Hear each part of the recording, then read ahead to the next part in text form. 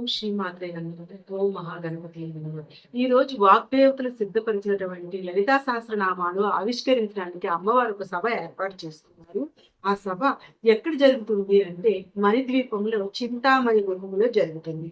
చింతామణి గృహం అంటే ఏంటి? ఇక్కడ లలిత అమ్మవారు నివసించే దివ్య మందిరాన్ని చింతామణి గృహం అంటారు. ఈ శ్రీచక్రంలో మనకి బిందు స్థానంలో ఉంటుంది. అక్కడ అందులో ఒక సభ. ఆ సభలో అమ్మవారు ఎక్కడ కూర్చున్నారంట? పంచబ్రహ్మాసనంపై కూర్చున్నారు. పంచ అంటే 5. 5 దిక్కులు కలిపి బ్రహ్మాసనంగా చేసుకొని అమ్మవారు కూర్చున్నారంట. ఆ దిక్కులేంటి? తూర్పు, పడమర, ఉత్తర, దక్షిణం, ఈశాన్యం. అలా పంచబ్రహ్మాసనంపై అమ్మ కూర్చున్నారు. ఎప్పుడైతే ఈ సభ ఏర్పరిచారో ఆ సభకి ఎవరెవరు వస్తున్నారు అంటే కొన్ని కోట్ల దేవతలు వస్తున్నారు.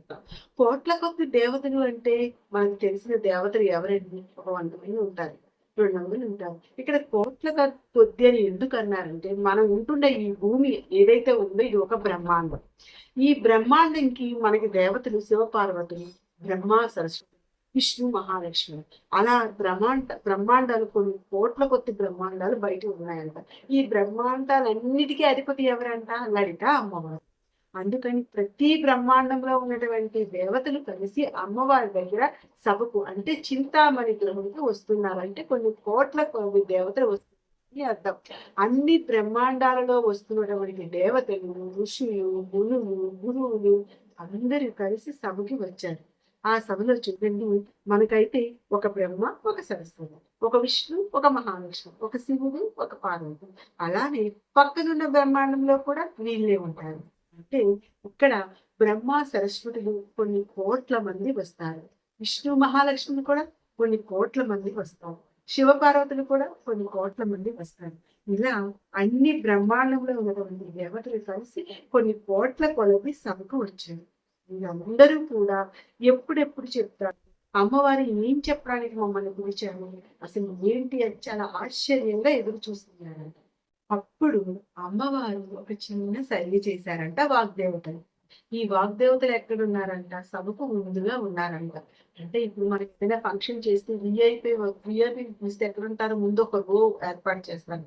అందులో విఐపీస్ ఉంటారు కదా, అక్కడే ఇక్కడ కూడా విఐపీస్ అంటే మనకి వాగ్దేవతలు. అంటే అమ్మవారి నుంచి 8 కిరణాల నుంచి ఉద్భవించిన వాళ్ళే వాగ్దేవతలు. అందుకే వాళ్ళకి మొదటి స్థానం అనేది ఇచ్చి ఇప్పుడు అమ్మ ఒక చిన్న సైగ చేయగానే ఆ సైగని గ్రహించినటువంటి వాగ్దేవతలు వెంటనే లలితా సహస్రనామాలు మొదలు పెట్టారంట. లలితా సహస్రనామాలు ఎప్పుడైతే వాగ్దేవతలు ఒకటి చదువుతూ ఉన్నారు, ఇక్కడ అంత గొప్ప పండితులు, దేవతలు అందరూ విని ఆశ్చర్యపోయారు. అప్పుడు ఇలా అన్నారు, విన్నారు కదా, ఇక నుంచి ఈ లలితా సహస్రనామాలు పారాయణ చేయండి. ఎవరైతే ఈ లలితా సహస్రనామాలు పారాయణ చేస్తారో అది నా హృదయానందాన్ని కలిగిస్తుంది. నా భక్తులు దీనిని భక్తితో జపిస్తే నేను తక్షణమే జపించి నేను వారి వెంట ఉంటాను. నన్ను పూజించకపోయిన ఈ ఒక్క లలితా సహస్రనామాలు జపిస్తే చాలు, నేను వారిని ఆనందంగా అంగీకరిస్తాను అని అమ్మ అందరినీ చెప్పారు. అంతటి గొప్ప సహస్రనామాలు ఈ లలితా సహస్రనామాలు. ఇవన్నీ కూడా ఎవరు చెప్తున్నారంట? హయగ్రీవ స్వామి వారు అగస్త్యమునికి చెప్తున్నారు. రహస్య నామాలు అంటే ఇవి అని. ఇప్పుడు ఈ రహస్య విద్యలు అంటే ఏంటో చూద్దాం. శాస్త్రాలు 2 రకాలుగా చెప్పారని. ఒకటి ప్రకట శాస్త్రాలు, రెండవది రహస్య శాస్త్రాలు. ప్రకట శాస్త్రాలు అంటే సాధారణంగా అందరికీ అర్థమయ్యే శాస్త్రాలు. కానీ ఈ రహస్య శాస్త్రాలు ఏమైతే ఉన్నాయో 2 రకాలుగా ఉన్నాయి. ధర్మశాస్త్రం, రెండోది మంత్రశాస్త్రం, మూడవది వేదాంత శాస్త్రం అనేది. ఈ 3 శాస్త్రాలు కలిగితే లలితమ్మ. ఈ లలిత సహస్రనామాలు మనం ఎలా చెప్పుకోవచ్చు అంటే ఒక ద్రాక్ష గుర్తులా చెప్పుకోవచ్చు. ఆ ద్రాక్ష గుర్తులో ఎన్ని ద్రాక్ష పళ్ళు ఉంటాయో అమ్మవారి లలితా సహస్రనామాలు అలా ఒక బంచ్, ఆ బంచ్లో ఉంటాయన్నమాట. ఆ ద్రాక్ష గుర్తులో మనం ఒక్కొక్క పండు తీసుకున్నప్పుడు ఒక్కొక్క రుచి తెలుస్తున్నట్లే అలానే అమ్మవారి యొక్క ఒక్కొక్క నామం గొంపించేటప్పుడు అందులో అనేకమైనవి అంటూ ఉంటాయి. అంటే దాంట్లో సూచకం కోసం ఉంటుంది, శివుని కోసం ఉంటుంది, విష్ణు కోసం ఉంటుంది, రూపం కోసం ఉంటుంది. అలా రకరకాలుగా అన్ని కలిపి ఒక ద్రాక్ష గుర్తులాగా అమ్మవారికి సంబంధించి అయ్యవారికి సంబంధించి అన్ని కూడా ఆ లలితా సహస్రనామాల్లో కలిపి చెప్తారు. అలాంటి గొప్ప లలితా సహస్రనామం కోసం హయగ్రీవుల వారు అగస్త్యుని లలితా సహస్రనామం పఠనం ఎలా ఉండాలి అంటే, లలితా సహస్రనామం చదువుతున్నప్పుడు తనకి కావలసిన దానికన్నా తన మనసుకు నిజంగా ఏది అవసరమో అది ఇచ్చేస్తారన్నమాట. అందుకే చదువుతున్నప్పుడు నేను ఎప్పుడు అయిపోతున్నాను అనుకోకూడదు. మీరు అలా మీకు అనిపించిందంటే అట్లా ఆగకూడదు. అయితే ఎవరికైతే లలితా సహస్రనామం చదివేటప్పుడు మళ్ళీ మళ్ళీ చదివించాలి అనిపిస్తుందో అప్పుడు వాళ్ళకి అమ్మ పైన భక్తి మొదలైంది అని అర్థం. అలా మొదలైతే అమ్మ మీద ప్రేమ పుడుతుంది. అలా ప్రేమ పుడితే మనం అమ్మని చెయ్యాలి. అలా లలిత సహస్రనామాన్ని పఠించాలి. ఇవన్నీ కూడా హయగ్రీవు వారు అగస్త్యునికి చెప్తారు. ఓ అగస్త్య, ఈ సహస్రనామం ఒక కథ కాదు.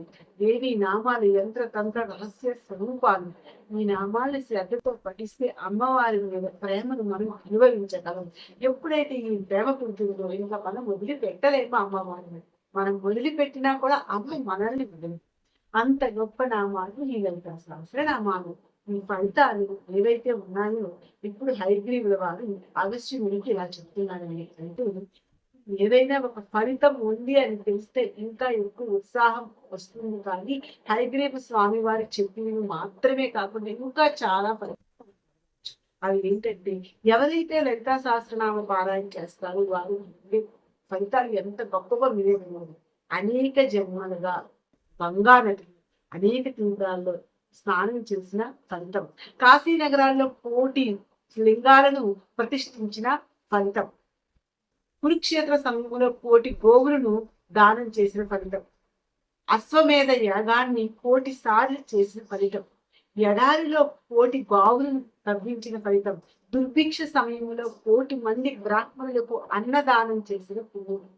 ఇవన్నిటికంటే గొప్పది లలితా సహస్రనామ పారాయణ ఫలితం, పుణ్యం. మనం లలితా సహస్రనామం చదువుతున్నప్పుడు అందులో ప్రతి పదం అమ్మ కోసమని భావించాలి.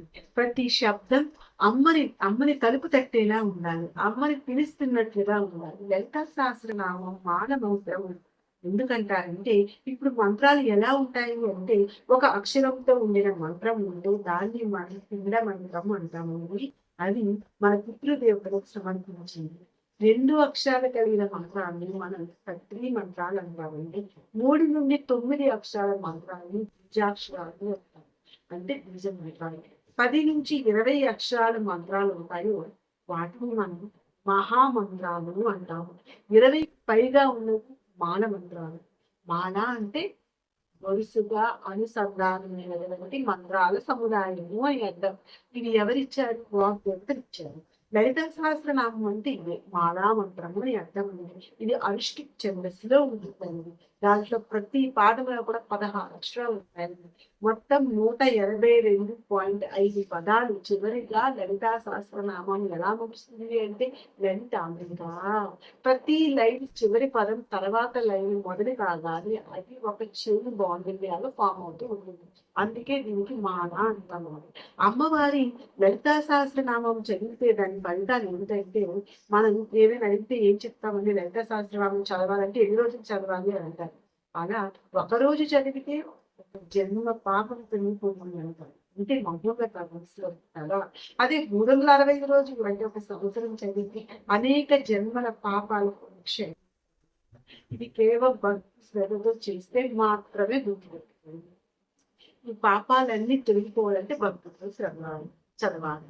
అలాంటి అమ్మవారిని ఎవరు పూజించారంటే శివుడే పూజారిగా మారి అమ్మవారిని పూజించారంట.